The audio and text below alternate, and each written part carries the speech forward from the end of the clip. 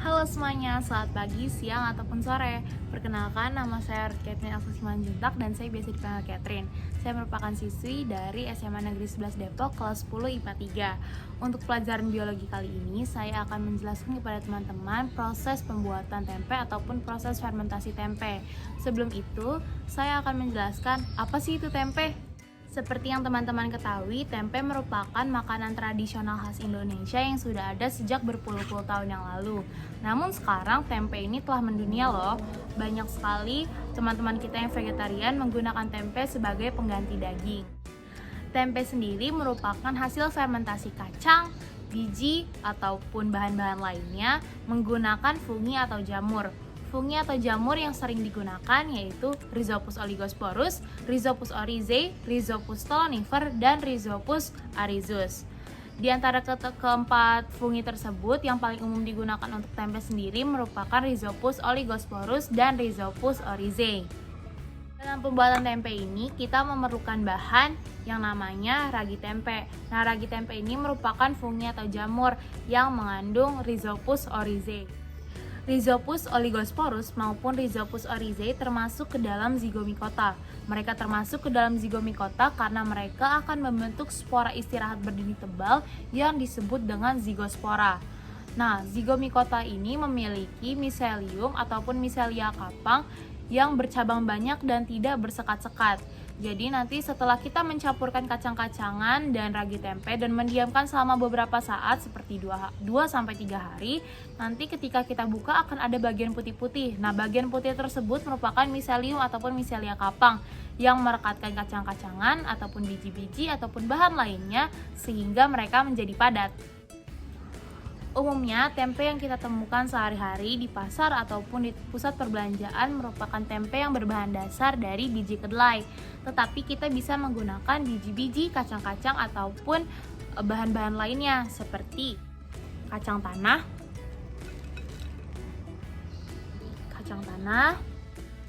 kacang hijau,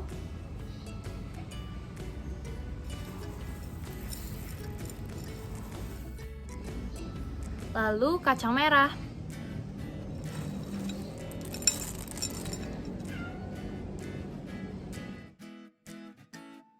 Pada saat ini saya akan menggunakan 500 gram kacang tanah.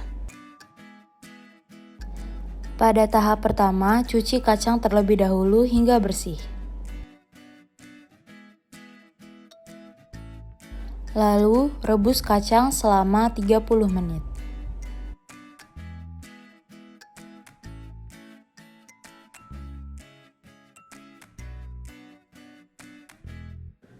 Saya akan memasang timer selama 30 menit.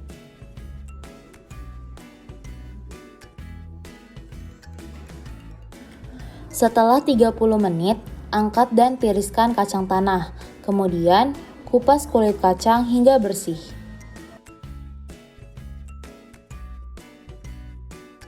Ini dia hasil kacang tanah yang sudah dibersihkan dari kulitnya. Kemudian, siapkan wadah bersih yang memiliki tutup.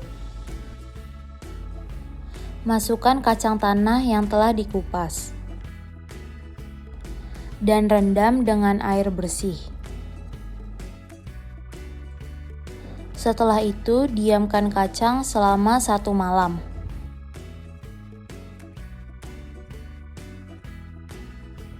Halo teman-teman, ini udah hari kedua pembuatan tempe.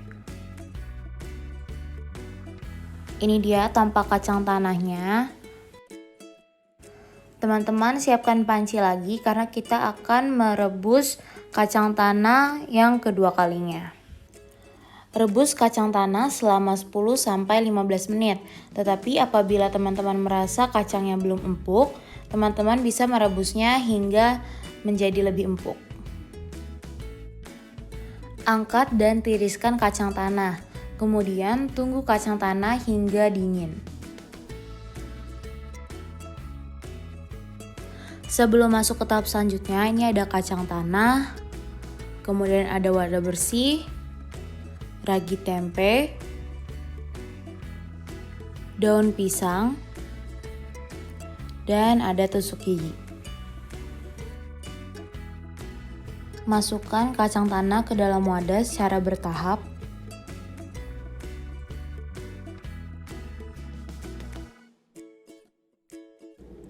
Kemudian tambahkan 1 sendok teh ragi tempe.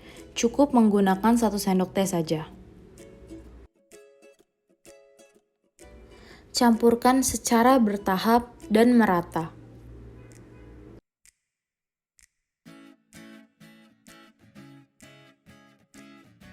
Sekarang, bungkus campuran kacang tanah dan ragi tempe dengan daun pisang ataupun plastik food grade. Untuk cara membungkusnya dapat mengikuti seperti yang saya lakukan. Kemudian tutup salah satu bagian dengan tusuk gigi. Masukkan campuran kacang tanah dan ragi tempe hingga penuh dan padat. Tutup bagian lainnya dengan tusuk gigi. Tempe sendiri kaya akan serat pangan, kalsium, vitamin B, dan juga zat besi. Selain itu, tempe mempunyai nilai obat seperti antibiotika untuk menyembuhkan infeksi dan antioksidan pencegah penyakit degeneratif. Diamkan tempe selama 1,5 hingga 2 hari. Halo lagi teman-teman, ini adalah hari keempat pembuatan tempe. Sekarang saya sedang membuka bungkusan yang telah saya buat, tapi ini nggak harus dibungkus seperti ini juga tidak apa-apa.